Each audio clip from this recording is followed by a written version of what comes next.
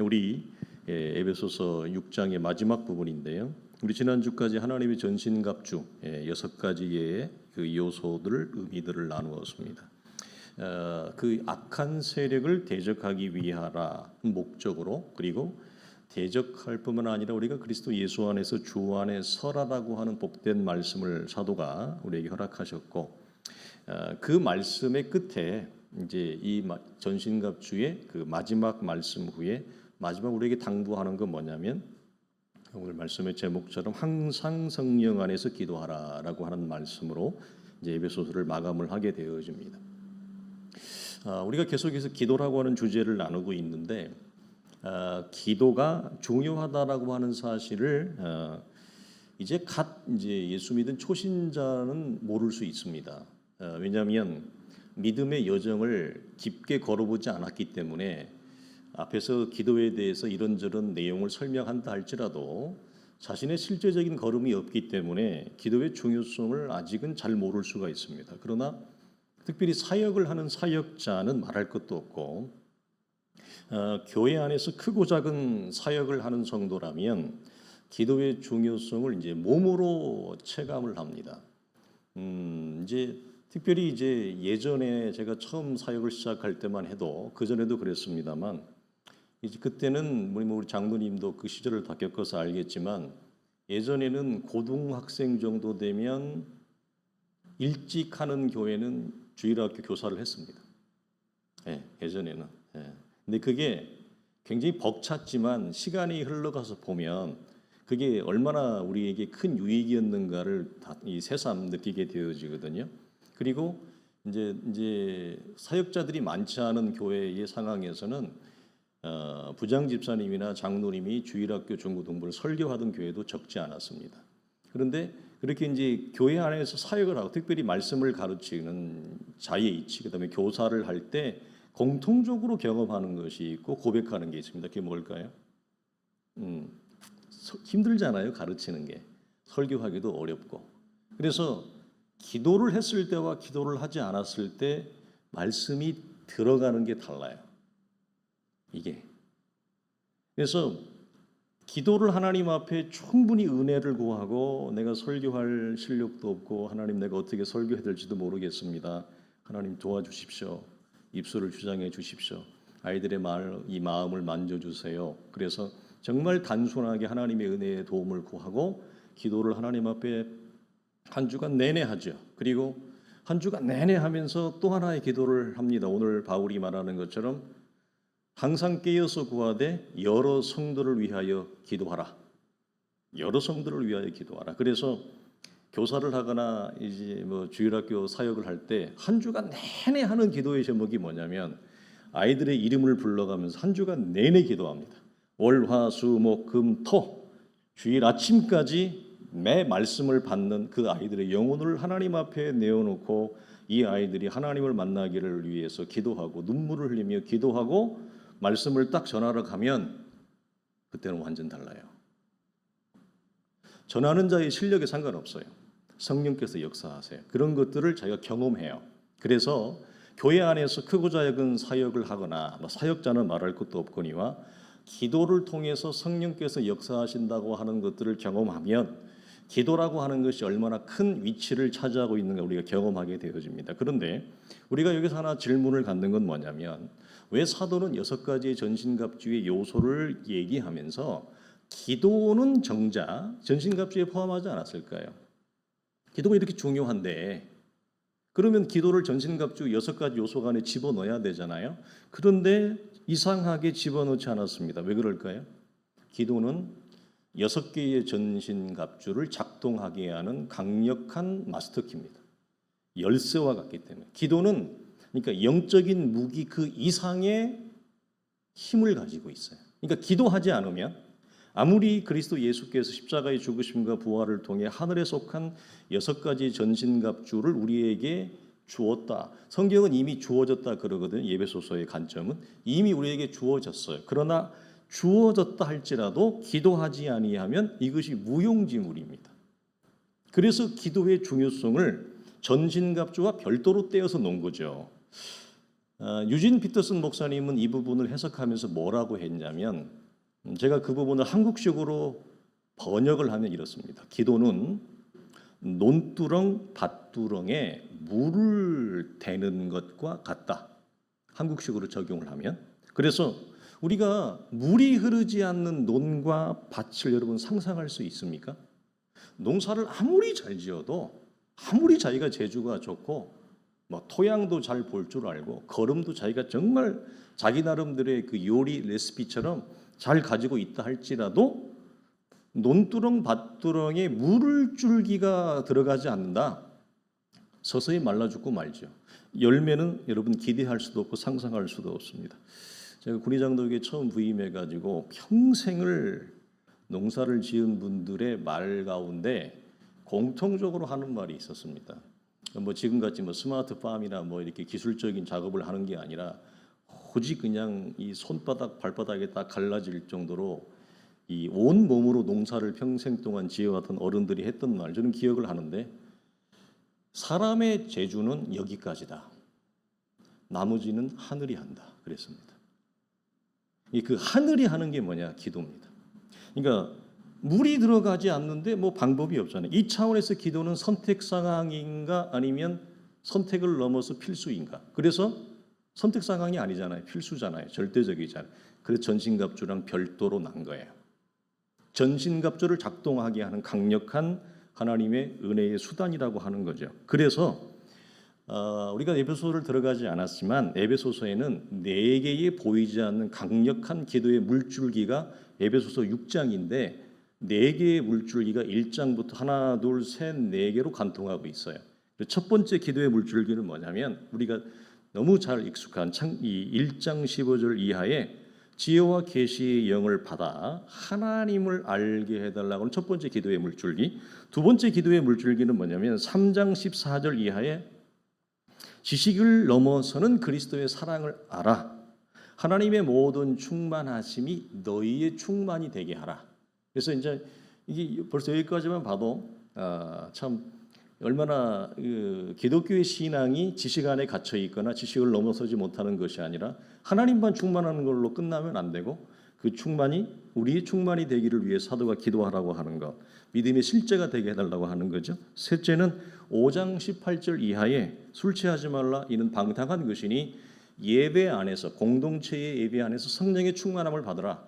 이게 세 번째 기도의 물줄기입니다. 마지막 기도의 물줄기가 오늘 본문입니다. 그래서 항상 성령 안에서 깨어 기도하라라고. 그래서 에베소서를 떠받치고 있는 4개의 기도의 물줄기예요. 6장이 있는데 그 중에서 6장에서 강력하게 겉으로는 잘 보이지 않지만 말씀을 잘 찬찬히 보면 4개의 강력한 기도의 물줄기가 에베소서를 지탱하고 있는 거예요. 이 말이 무슨 말일까요? 이 말이 무슨 말일까요? 자, 그랬습니다. 성경을 읽는 건 성경을 읽는 거예요, 나를 읽는 거예요? 나를 읽는 거라고 그랬습니다. 어릴 때는 그냥 성경을 글자로 읽어요. 초신자 때는 어릴 때는 성경은 글자로 문자로만 읽어요. 그러니까 얘랑 나랑 아무 상관이 없는 거예요. 그러나 성경을 읽고 묵상하면 성경을 읽는 것은 무엇을 읽는 거예요? 나를 읽는 거예요. 성경을 묵상하는 건 무엇을 묵상하는 거예요? 내가 살아가는 삶의 처지를 묵상하는 거예요. 성경을 통해서 하나님의 음성을 듣고 분별한다는 것은 내가 살아가는 삶의 처지와 조건과 내가 힘들어하는 삶의 현실을 읽고 묵상하고 그 속에서 하나님의 소리를 듣는 거예요. 이게 기독교의 신앙이에요. 그래서 지식을 넘어 이 말이에요. 지식 안에 갇혀 있는 것이 아니라 지난주 말씀처럼 성경 전체는 로고스인데 로고스 안에 갇혀 있는 기독교의 신앙이 아니라 내 삶에 항상 나와 함께 말씀하시는 나와 살아 숨쉬는 동행의 말씀, 그게 레마의 말씀이란 말이에요. 그래서 창세기에 보면 에녹이 하나님과 동행하였더라라고 하는 그 동행이라고 하는 단어는 쉽게 쓸 수 있는 단어가 아니에요. 엄청난 단어예요. 네. 우리는 매 순간 매일 하나님과 동행하는 건데 그 동행이 뭐냐? 레마예요. 레마. 네. 그래서 주일날 따로 월요일부터 토요일 따로가 아니라 매일매일이 주의 날이 되는 매일매일이 레마의 말씀이 되고 레마의 날이 되는 거잖아요. 그래서 에베소서를 떠받치고 있는 것처럼 이 말은 우리에게 전복하면 뭐냐? 우리 교회를 떠받치고 있는 것은 언뜻 보면 목사님과 장로님처럼 보여요. 그리고 목사님과 장로님 역할이 보여요. 집사님들의 역할도 분명히 보이고 소중하고 별처럼 빛나요. 그러나 오늘 사도가 얘기하고 있는 건 뭐냐면 교회에 이 보이지 않는 맥을 떠받치고 있는 것이 있다는 거예요. 그리고 우리 집안도 마찬가지예요. 영적으로 우리의 집안을 떠받치고 있는 게 있어요. 내 신앙을 떠받치고 있는 게 있어요. 그게 뭐죠? 우리는 기도하지 않지만 로마서 8장에 있는 사도 바울이 말하는 것처럼 우리가 간구하지 못해. 왜? 연약해서. 기도의 중요성을 알지만 기도하는 것이 만만치가 않거든요. 나이가 든다고 해서 신앙생활을 오래 한다고 해서 기도가 쉬운 건 절대 아니에요. 예, 오히려 이렇게 돌이켜보면 하나님의 은혜를 알고 나서 영적으로 별로 철이 없을 때 그때가 기도가 더 많이 했던 것 같아요. 그래서 유진 피터슨 목사님뿐만 아니라 헨리 나우엔 같은 분은 뭐라고 얘기하냐면 나의 오랜 믿음의 여정이 기도의 힘을 앗아간다. 그만큼 인생이 고되다는 겁니다. 고되다 보니까 기도가 오히려 맞게 되더라. 이 얘기를 하거든요. 그래서 우리의 교회를 떠받치고 있는 거, 우리 교회가 하나님의 전신갑주로 잘 유기적으로 서로 작동하고 연결되어져서 악한 세력을 대적할 뿐만 아니라 악한 세력을 대적한다는 말은 동시적이에요. 어떤 거? 성령의 역사를 볼 줄 안다는 겁니다. 이게 두 개가 같이 갑니다, 여러분. 예. 기독교 신앙은 항상 이 두 개 균형과 중심을 보는 거거든요. 한쪽으로 절대 치우치지 않습니다. 신앙이 어릴 때나 치우치는 거고 신앙이 하나님의 말씀 속에 들어가서 말씀과 동행하게 되어지면 절대 한쪽으로만 일방적으로 단정하거나 규정하거나 한쪽으로 치우치는 신앙이 될 수가 없습니다. 불가능합니다. 양쪽을 다 보는 건데 그래서 성령의 역사에 민감한 사람은 사단의 역사도 민감하고 사단의 역사를 다 대적하는 사람은 성령의 역사가 교회에 어떻게 지금 영적인 흐름이 이어가고 있고 하나님이 어떻게 일을 해가시려고 하는가 그걸 공동체적으로 그다음에 각 개인적으로 이걸 볼 수 있는 것입니다. 우리가 지난 날은 왜 볼 수 있어요? 내 안에 나라고 하는 삶의 처지에 하나님이 일하는 게 보이는 사람은 저 사람 속에도 일하는 게 보이는 거예요. 같이 가요. 연결돼 있어요. 근데 지금 내가 살아가는 나의 삶에 성령의 역사나 성령의 감동이나 성령이 나에게 말씀하는 바를 도무지 이걸 벽처럼 느끼는 사람이 있어요. 그게 도대체 뭡니까? 성령의 감동과 감화가 뭡니까? 나의 일상에 성령께서 나랑 동행하시며 진리가 나랑 동행하며 나에게 순간 시시로 때때로 감동하며 말씀하시며 지도하시고 안내하신다는 게 뭡니까? 우리가 찬송가에서 성령이 스승이 되셔서 나를 가르치고 지도하고 그게 무슨 의미입니까? 이거에 대해서 아직 하나님과의 호흡이 이게 교제가 안 된 사람은 내 삶에서도 안 보이는데 다른 사람에 보이겠어요? 안 보이겠어요? 안 보이죠. 아니 나도 수학 문제를 못 푸는데 내가 자식을 어떻게 가르쳐? 나도 이 수학 문제가 안 풀리는데 이 자식을 어떻게 내가 가르칠 거야? 똑같은 원리가 같이 있는 겁니다. 그래서 겉으로 보이지 않지만 교회를 하나님의 성령의 역사가 떠받치고 있고 우리 개인이나 가정의 역사도 이것은 여러분 동일합니다. 그래서 우선 당장은 기도는 겉으로 볼 때 여러분 이렇게 쉽게 만만하게 보이는 게 아니고 그래서 여기에서 어떤 실수를 하게 되어지냐면 기도가 익숙하지 않을 때는 이런 생각을 해요. 아이고 목사님 우선 당장 기도하지 않아도 아무 일도 안 일어나던데요. 나는 여전히 괜찮게 내 인생이 흘러가던데요. 이렇게 생각할 수도 있어요. 아이고 우선 당장 기도하지 않아도 내 몸이 지금 천근만근이고 지금 내 마음이 이렇게 산산이 부서지고 내가 이렇게 무력하고 불안하고 내가 이러는데 기도할 힘도 없는데 우선 당장 기도하지 않아도 아무 일도 안 일어나는 것 같습니다. 여러분 과연 그럴까요? 기도하는 성도와 기도하지 않는 성도가 우선 당장은 아무런 차이가 없는 것처럼 보입니다. 기도하는 교회와 기도하지 않는 교회가 우선 당장은 아무런 차이가 없는 것 같습니다. 하늘이 쪼개진다, 열린다든지 이런 게 없는 것 같아요. 굳이 기도를 하냐? 과연 그럴까요? 그렇지 않습니다. 기도는 하나님의 교회가 영적인 전신갑주가 작동하게 하는 강력한 여러분 혈맥이에요. 혈맥. 이 맥이 막히면 개인이나 교회나 찾아오는 게 뭐냐? 기도하지 않으면 우선 당장은 편해요. 몸이 편해요. 분명히 편해요. 근데 조금만 더 지나가 보세요. 지난주 말씀드렸던 것처럼 기도 안 했을 때 나타나는 현상이 있어요. 그게 뭡니까, 여러분? 신앙생활에 활력이 없어요. 신앙생활이 메마르고 건조해져요. 은혜를 모른다거나 말씀의 단맛을 안 봐서 그런 게 아니에요. 말씀의 단맛도 다 보았고 은혜 체험도 다 했어요. 하나님의 살아계심도 다 경험하고 역사를 경험을 했어요. 그렇지만 그럼에도 불구하고 기도를 지속적으로 하지 아니함. 오늘도 항상 성령 안에서 근데 항상 내 안에서 그냥 내가 기도하고 싶지 않은 대로 내 자신을 이렇게 방임하면 나타나는 현상이 뭐냐? 반드시 찾아와요. 영적인 메마름과 간조함과 황폐함. 영적인 활력이 없어요. 기쁨과 즐거움이 내 안에 사라져 가요. 그러니까 어떻게 더 해요? 하나님과의 교제에서 오는 신령한 기쁨과 자산이 내 안에 단절되어져 가니까 이 사람이 눈을 돌리는 게 어디 있어요? 육체의 방식에 눈을 돌려요. 그렇죠? 육체에 속한 것에서 기쁨을 찾으려고 해요. 그렇게 되게 돼 있어요, 사람은. 하나님과의 관계에서 오는 그 참된 그 근원적인 기쁨과 즐거움과 생명적인 그 능력이 없으면 뭐라도 채워야 될 거 아니에요. 배고파 죽겠는데 그럼 어떻게 해? 밥이 없으면 라면이라도 먹어야죠. 그렇게 되는 것입니다. 그래서 우선 당장은 아무것도 일어나지 않는, 이건 여러분 철저히 사단이 우리를 여러분 걸려 넘어지게 하는 인스턴트 유혹이에요. 인스턴트 시험이죠. 자, 잊지 마십시다. 기도는 논두렁 밭두렁에 물을 대는 것과 같아. 그래서 기도하지 않는 성도와 교회는 열매는커녕 내 안에 아무런 성령의 역사나 하나님의 역사가 일어나지 못하도록 한다. 그래서 우리가 처음에 기도할 때 나눌 때 혼자 기도할 힘이 없으면 어떻게 해야 된다? 공동체의 힘을 빌려야 된다. 나 혼자 기도할 힘이 없으면 기도에 열정이 있고 기도에 뜨거움이 있는 성도와 함께 기도해야 돼요. 여기서는 친구 따라 강남 가는 게 맞아요. 친구 따라 강남 갑니다.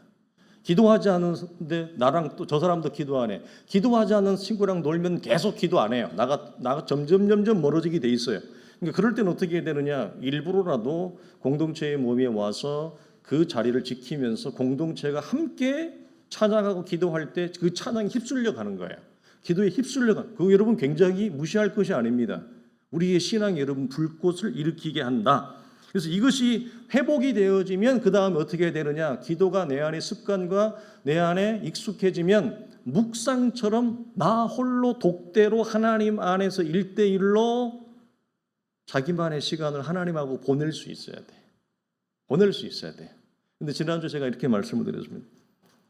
하나님 앞에서 말씀 한 구절을 놓고 말씀 본문을 놓고 하나님 앞에 1대1로 독대해서 묵상으로 1시간 이상을 늘 꾸준히 할 수 있다면 반드시 바뀝니다. 안 바뀔 수가 없습니다, 사람이. 그리고 똑같은 원리로 1시간 이상을 1대1로 하나님 앞에 통성으로 기도하고 침묵으로 기도하고 묵상으로 기도하고 하나님 앞에 묻고 그리고 성령의 감동이 있어서 감동 가운데 기도의 끝자락에서 성령의 음성을 침묵 가운데서 묵상하면서 듣는 이런 작업들을 1시간 이상을 하나님 앞에 지속적으로 할 수 있다. 바뀔까요? 안 바뀔까요? 바뀝니다. 바뀝니다. 안 바뀌는 것은 여러분 거짓말입니다. 하나님이 살아계시지 않는 겁니다. 기도나 말씀을 통해서 이걸 하나로 묶는 게 묵상이라 그랬습니다. 그걸 하나님 앞에 매일 할 수는 매일 할 수 있다면 뭐 너무나 좋고요. 감사하고 할렐루야고요. 적어도 일주일에 2-3번만이라도 다 양보해서 한 화요일 날쯤에 한번 하고 한 목요일이나 금요일 날쯤 한번 하고 주 후반만이라도 1시간 이상을 아무 소리 차단하고 아내한테 부탁을 하고 남편한테 부탁을 하고 자녀들한테 부탁을 하고 갈 곳을 가지 않고 할 일을 일부러 끊어버리고 그 시간을 위해서 하나님과 1대1 독대하며 1대1로 1시간 이상을 하나님과 교제할 수 있다면 그 신앙은 여러분 달라지게 돼 있습니다. 서서히. 그래서 신앙이 전반부에는 어린아이 때는 부모의 어미에 주는 그 모유의 젖에 철저히 의지하게 돼 있어요. 신앙이 장성하면. 청소년기가 넘어가고 청년에 넘어가면 스스로 먹는 겁니다. 스스로. 엄마가 해주는 것에 더 이상 의지하지 않고 그것이 공동체의 정규적인 예배나 목회자가 필요 없다는 얘기가 아닙니다. 그것이 요한 사도가 얘기했던 그리스도 예수 안에서 장성해 가는 자들은 더 이상 목회자 한 사람에게 이렇게 목을 매지 않는 신앙의 상태와 단계로 들어간다는. 왜? 내가 스스로 이제는 말씀을 펴서 말씀을 먹을 수 있는 상태에 들어가는 거예요. 기도나 묵상을 통해서. 그래서 전반부의 신앙은 철저히 어리기 때문에 엄마가 해주는 음식에 목을 매일 수밖에 없어요. 당연하죠. 그러나 아이가 장성하면 이제는 스스로 요리도 해 먹을 수 있거든요. 자기가 다른 집에 가서도 먹을 수도 있거든요. 그래서 스스로 말씀 안에서 자기가 채취할 수 있는 겁니다. 그런 신앙으로 가기 위한 절대적인 것이 뭐냐면 기도와 말씀의 묵상을 통해서 하나님 앞에 적어도 1시간 이상씩을 내 삶의 그런 골방을 만든다. 너무 멋진 성도입니다. 기가 막힌 성도죠. 이 작업을 한다. 그게 시간이 흘러가 보십시오. 반드시 바뀌게 돼 있다. 자, 사도는 그리고 이렇게 기도를 하되 하나의 우리에게 주시는 것이 있어요. 그러면 성령 안에서라고 하는 이 제시를 합니다. 여러분, 성령 안에서 기도하라고 하는 건 뭘까요? 뭐 성결교회나 오순절교회나 장로교회를 할지라도 이런 이제 지나치게 성령 체험이나 신비주의를 강조하는 교회 같으면 성령 체험이라고 하는 것으로만 강조를 할 겁니다. 성령 체험이 분명히 있고 성령 안에서라고 하는 것은 어떤 특별한 영적인 체험 속으로 들어가거나 기도하는 중에 어떤 성령이 내가 알지 못하는 어떤 나를 영적인 카타르시스, 영적인 황홀경 속으로 나를 인도할 때가 있습니다. 기도를 오랫동안 규칙적으로 오랫동안 하다 보면 어떤 일이 일어나냐면 나는 그 시간에 늘 맞춰서 하나님 앞에 하나님을 찾고 기도하는데 내가 전혀 한 번도 경험하지 못했던 성령의 역사가 하늘이 열리는 경험이 있어요. 그러나 문제는 뭐냐면 그런 영적인 황홀경이나 특별한 영적인 체험, 성령의 충만함을 넘어서 성령의 기름 부으심이라 그래요. 이걸 성령 체험이라 그래요. 그러니까 이것은 신앙 고백에 이르게 하는 성령의 감동이 아니라 신앙 고백을 한 성도가 자신이 하나님 앞에 정기적으로 기도하는 중에 그리스도가 기름 부으시거나 성령이 기름 부으시는 특별한 영적 체험을 할 때가 있습니다. 이때 나타나는 건 뭐냐? 반드시 그리스도의 진리의 말씀과 그 다음에 하나님이 나를 통해 살려고 하는 강력한 복음의 어떤 목적이 있어요. 하나님이 아무런 의미 없이 성령의 기름 부으심을 남발하는 게 아닙니다. 반드시 어떤 목적을 가지고 그 사람에게 성령의 기름 부으심을 허락하시거든요. 이럴 때가 있죠. 그런데 우리의 일상의 대부분의 기도는 이런 것은 대단히 적어요. 통계적으로 적어요. 횟수적으로 적어요. 대부분은 뭐냐? 굉장히 메말라요. 기도를 하기 어려운 이유 중에 하나가 뭐냐? 이걸 뛰어넘어가기 기도의 첫 걸음에서 어려운 게 뭐라고 그랬죠? 기도를 하는데 아무런 감동이 없는 거예요. 기도를 할 힘이 없어요. 너무 감동이 없어요. 뭐 이게 좀 어떻게 좀 돼야 되는데 아무런 감동이 없는 거예요. 흥이 안 나는 거예요. 기도가 할 맛이 없죠. 그래서 대부분의 기도는 메마르고 어떻게 보면 별 성령의 감동과 감화가 일어나지 않는 가운데 그 시간을 하나님 앞에 채우는 식의 기도가 많거든요. 그래서 힘든 거예요. 그래서 일상에서 하나님과의 동행과 하나님의 감동이 이끌리는 삶을 살지 않은 채 그 시간만 따로 떼어가지고 기도한다는 건 굉장히 어려운 일이에요.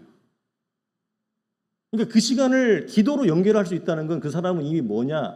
기도 시간 외에 그것이 뭐 30분이 됐든 20분이 되었든 그 시간 외에 내가 다른 기도 밖에서 하나님과 호흡하고 하나님과 얘기하고 하나님 안에서 이렇게 살아오는 것이 이렇게 젖어 있어요. 이렇게 몸에 젖어 있어요. 그러니까 그 시간이 좋은 거예요. 그래서 20분이 됐든 10분이 됐든 그 시간을 찾아서 기도하러 가는 거거든요. 근데 그렇지 않을 때는 기도하는 건 정말 무미건조합니다.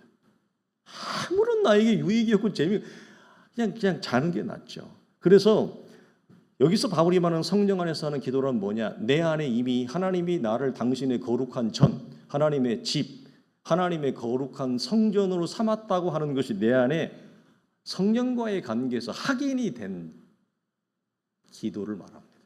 뭐라고요?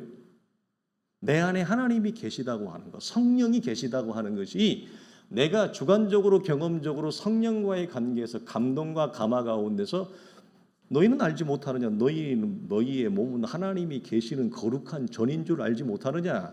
그게 내가 일상에서 확인이 되는 거예요. 그 확인된 기초 위에서 그러면 기도를 할 때 어떻게 할까요? 이게 확인이 되면 기도할 때 어떻게 할까요? 대체로 이렇게 기도의 입을 엽니다. 어떻게 할까요? 성령이여 나를 도와주소서. 기도할 때 성령을 굉장히 의지하게 됩니다. 왜 의지하게 되죠? 성령이 내 안에 계시다고 하는 것이 확인이 되어졌기 때문에 기도는 내 육체의 힘으로 하기가 어렵고 건조하고 무의미한 것을처럼 느끼기 때문에 내 육체의 자산만으로는 기도할 수가 없다고요. 그래서 성령을 의지하는 기도를 하는데 성령이여 나를 도우소서. 성령이여 메마른 심령을 이 시간 감동해서 내 입술을 열어 하나님 앞에 이야기하게 하소서. 내 입술을 열어 주를 찬송하게 하시고 내 입을 열어 주와 말하게 하소서. 이 철저히 성령을 의지하며 도움을 구하는 기도를 시작해요. 근데 보통 대부분 기도를 어떻게 하냐면 앉자마자 하나님 안녕, 저 왔슈, 그리고 그다음에 뭐예요? 자기 필요한 거, 자기 아쉬운 거, 급한 거부터 막 다다다다다다다 이렇게 기도하거든요. 성령 안에서 기도하라는 말은 물론 그렇게 기도해도 돼요. 하나님 다 들으세요. 다 들으세요. 우리 하나님 너무 좋으신 분이어서 다 들으세요. 문제 없어요. 그러나 기도가 자라야 되잖아요. 평생 아빠 쭈쭈 이것만 할 수는 없잖아요. 엄마 쭈쭈 이것만 할 수는 없잖아요. 기도가 자라야 되잖아요. 자라면 성령이 내 안에 계신 걸 알기 때문에 그 성령 하나님을 의지하고 그 성령 하나님께 나의 기도를 열어가십시오. 오늘 내 기도가 하나님 앞에 상달되기를 원합니다. 성령이 내 기도를 이끌어 주시옵소서. 이렇게 성령을 의지하는 기도가 뭐예요? 성령 안에서 기도하는 거예요. 그래서 우리가 잘 아는 말이 있잖아요. 내 입의 말과 마음의 묵상이 주께 연락되기를 원하나이다. 무슨 말입니까? 하나님, 이 밤에 내가 나와 잠을 자지 않고 피곤한 가운데 있지만 이 시간을 하나님과 채우려고 합니다. 하나님, 이 시간이 헛되지 않게 해주시오. 내 기도가 허공을 치지 않게 도와주시고 내 간구가 하나님 앞에 상달되게 하여 주시옵소서. 누구를? 성령을 의지하게 한다. 이 기도를 하게 돼 있어요. 그래서 많이 나오는 게 성령이여 나를 불쌍히 여기소서. 성령이여 나를 긍휼히 여기소서. 나를 보살펴 주시옵소서. 이 기도를 하게 돼 있어요. 성령 안에서라고 기도하는 게. 성령을 의지하며 기도하는 기도잖아요. 성령의 도움을 구하면서 하는 기도. 그래서 성령 안에서 성령과 함께 성령을 의지하면서 하는 기도가 뭐다? 성령 안에서의 기도예요. 그래서 우리 로마서 8장이 이와 같이 성령도 우리 연약함을 도우시나니 우리가 마땅히 기도할 바를 알지 못하나 오직 성령이 우리를 위하여 친히 간구하심으로 마음을 살피시는 이가 성령의 생각을 아시나니 성령이 하나님의 뜻대로 성도를 위하여 간구하게 하십니다. 우리의 기도를 하나님이 성령이 이렇게 세우신다고요. 이 친밀한 역사가 있어요. 고린도전서 14장 15절에 사도 이렇게 얘기해요. 그럼 어떻게 할까? 내가 영으로 기도하고 내가 영으로 찬송하리라. 찬송은 성령과 더불어 하는 겁니다. 내 육체적인 것만 가지고 여러분 찬송하는 것은 어려워요. 제가 예전에 한번 말씀드렸잖아요. 저희 섬기는 그 교회에 그 당시에 한예종이 생긴 지 얼마 안 됐을 때요. 지금은 이제 한예종이 모든 엔터테인먼트, 모든 연예계를 대한민국의 모든 연예계를 뭐 음악부터 해가지고 뭐 연극, 연출, 뭐 영화, 뭐 무용, 예술, 뭐 모든 분야를 총망라해서 한예종을 뛰어넘을 학교가 없거든요. 이제는. 근데 그 당시에 한예종 생긴 지가 얼마 안 됐어요.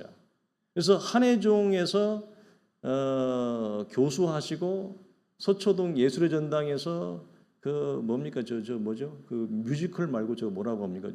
오페라 막 주연도 하시고 그래서 서울대 나와가지고 이태리 가서 성악과 박사학위 받아가지고 우리 그 교회 성가대가 뭐 하나만 있는 게 아니잖아요. 성가대가 여러 개가 있잖아요. 그 중에서 주일 낮예배 메인 성가대를 성가대 주일을 하시는 이게 올라오시잖아요. 주일 낮예배 때 여기. 근데 그분이 주일 낮예배 때는 그분이 교육자들이 많은데 교육자들이 찬양 인도를 안 하고 그분이 올라가가 이 교탁 같은 데 딱 올라가 배가 막 남산만 해가지고 머리도 막 크시고 목소리가 뭐 이런 분이 올라가가지고 찬양을 한다고요. 거기가 2,500명 모이는 공간인데 소리는 뭐 기똥차죠. 음 하나 안 틀립니다. 박자 하나 안 놓칩니다. 근데 모든 성도들이 모든 사역자들이 고백하는 게 있습니다. 뭐라고 할까요? 감동이 하나도 없다. 찬양의 감동이 하나도 없다. 그 큰 예배당에 음향까지 쓰시니 이 형량이 좋으신 분이 소리가 얼마나 꽉 차겠어요. 장난 아니에요. 와, 거의 막 박종호 씨처럼 소리가 나옵니다. 막 이렇게 나오는데 건조합니다. 왜요? 성령으로 찬양하지 않잖아요. 영으로 찬양하지 않잖아요. 육에 속한 자산만을 가지고 찬양하잖아요. 감동이 없어요. 아무런 은혜가 없어요. 그런데 박자도 틀리고 음도 안 맞고, 그런데 그 하나님을 사랑하는 전도사님과 오후에 찬양 인도하잖아요. 얼마나 은혜가 있는지 아세요? 따라오지를 못해요. 그 한혜종 교수님이 따라오지를 못해요. 이게 뭐예요? 바울이 얘기한 대로 내가 영으로 기도하고 영으로 찬송한다. 이겁니다. 하나님의 자녀들이 갖는. 그래서 데살로니가전서 5장 16절 우리가 잘 아는 말씀 나와요. 항상 기뻐하라. 쉬지 말고 기도하라. 우리 너무 익숙한 말씀이잖아요. 그 다음에 바로 나오는 말씀이 있어요. 뭔지 아세요? 성령을 소멸치 말며 예언을 멸시치 말라. 이 말씀이 바로 나와요. 왜 여러분 이 말씀이 바로 나올까요? 무슨 말입니까? 기도는 성령의 소멸과 예언을 멸시치 말라는 뭐죠? 성령의 감동, 성령의 감화 안에서 하라는 얘기입니다. 성령의 감동과 감화를 인정하지 않으면 기도는 불가능합니다. 그러니까 자기 혼자 그럼 어떤 기도만 하게 돼요? 자기 혼자 딱 앉아가지고 자기가 지금 필요한 게 있고 아쉬운 게 있거나 아니면 정말 급한 일이 자기 안에 터진 거예요. 그러면 그 급하고 아쉬운 것만 가지고 와가지고 10분이 됐든 20분이 됐든 따다다다다다다다다다다 하나님 도와주세요. 하나님 이거 주세요. 하나님 살려주세요. 요 기도만 따다다다다다다다다 이것만 하고 딱 끝나고 가버려요. 이런 기도의 패턴을 벗어나지를 못해요. 그런데 성령 안에서라고 하는 말이 무슨 말이라고요? 내 안에 성령이 당신의 거룩한 전과 집으로 있다고 하는 것이 내가 성령과 1대1의 관계에서 확인이 어디에서 내가 살아간 일상에서 확인이 된 자는 누구를 의지한다고요? 기도가 물론 바쁘고 그러면 저도 급하게 몇 마디 하고 갑니다. 그럴 때도 많습니다. 그런데 기도가 서서히 시동을 거는 것입니다. 그래서 말씀을 읽고 찬양을 시작하고 그 찬양의 감동이 성령이 이끄는 기도의 내용과 언어로 입술로 이어가도록 그렇게 묵상하듯이 하나님과 1대1로 그렇게 오래 가는 것입니다. 그런 기도를 우리가 정기적으로 한다. 안 바뀔 수 있나요? 나를 넘어뜨리거나 나를 불안해하거나 힘들게 하거나 나를 조급하게 하거나 나를 감정적으로 나를 흔드는 모든 것에서 견딜 수 있는 힘을 반드시 주고도 남죠. 그런데 그런 것들이 힘들고 아쉽고 자기도 그것들이 어렵지만 그런 걸 알면서도 당하면서도 말씀 앞에 자기를 세운다거나 기도라고 하는 시간 속에 1대1로 하나님 앞에 나를 세워두지 않는다면 하나님이 우리를 이렇게 세울 재간이 어디 있어요? 이미 모든 은혜들을 다 주었는데 내가 그것들을 놓는 거잖아요. 그래서 마지막으로 이 항상이란 의미와 더불어서 이 말씀을 전하는 것은 좋은 선수란 여러분 좋은 스포츠 장비를 그것도 과학적으로 아주 정밀하게 계산된 스포츠 장비를 여러분 가진 자가 좋은 선수인가? 아니면 상대방의 공격을 잘 읽어내는 자가 좋은 운동선수인가? 좋은 군인이라고 하는 것은 최신식의 첨단의 무기를 소유한 자인가? 아니면 적의 움직임을 잘 읽는 자인가? 뭐 말할 거 있나요? 전신갑주 같이 좋은 장비가 어디 있어요? 그런데 내가 기도하지 않으면 그것들이 다 무용지물이다 이거죠. 우리가 알다시피 실제로 연평도 폭격 사건이 일어났을 때 미군에서 제공한 패트리어트 미사일이 실제로 연평도에 있었습니다. 그런데 한국 해병대에서 패트리어트를 하나도 사용하지 못했습니다. 그 값비싼 패트리어트 포대가 있었는데 사용을 못했어요. 그래서 어떻게 했느냐? 우리가 그렇게 자랑하는 K9으로 응수했다고 그러죠. K9 자주포로 응수했다. 이게 여러분 뭘 의미하죠? 아무리 좋은 무기를 가지고 있어도 사용하지 못하면 방법이 없다는 거죠. 그래서 기도하지 않을 때 기도가 없는 성도는 이와 같은 것입니다. 나태하고 무력하고 악한 세력을 대적할 수가 없고 악한 대적이 나를 흔들어 놓거나 넘어뜨리거나 나를 분열시키는지도 모르고 분열하고 넘어지고 당하게 되어집니다. 항상이라고 하는 것은 지속적으로 깨어있는 상태를 말합니다. 우리 살아가는 성도들이 힘이 들지만 성령의 역사뿐만 아니라 어둠의 역사까지 잘 읽을 수 있는 성도가 그리스도 예수 안에서 좋은 군사입니다. 그래서 오늘 바울이 이 항상 성령 안에서 기도하라. 그래서 기도해야 되는 이유 중에 하나를 뭐라고 단서를 추가적으로 말하느냐. 그래야 교회 공동체 안에 여러 성도를 위하여 구할 수 있습니다. 내가 내 영혼을 위해서도 기도하지 못하는데 연약한 성도를 위해서 어떻게 기도한단 말입니까? 내 안에 역사하는 성령을 따라서 내 영혼과 우리의 가정을 위해서 기도하지 못하는데 우리의 이웃과 가까운 지체에 있는 힘들고 연약한 지체를 기도한다는 여러분 참 어려운 일이 아닙니까? 그래서 내 영혼뿐만 아니라 내 기도가 필요한 지금 지체들이 교회 안에 많습니다. 내 기도가 가야 될 곳도 많습니다. 그런 자들을 위해서 우리가 기도해야 되죠. 그런 은혜가 그런 기도의 체험이 있기를 이 저녁에 소망합니다.